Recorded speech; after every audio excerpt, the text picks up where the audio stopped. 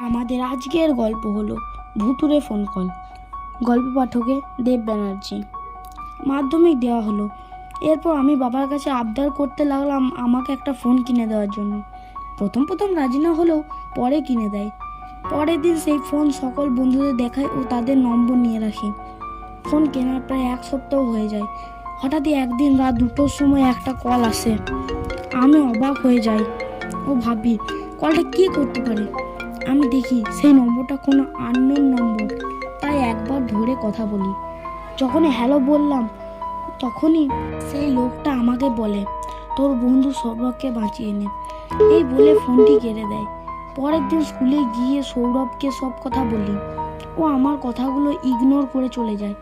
পরের দিন খবর আসে যে সৌরভের মৃত্যু হয়েছে। কি করে হলো জানতে চাইলে তার মা বলে, বন্ধুদের সঙ্গে দামোদর ব্রিজ ঘুরতে গিয়েছিল।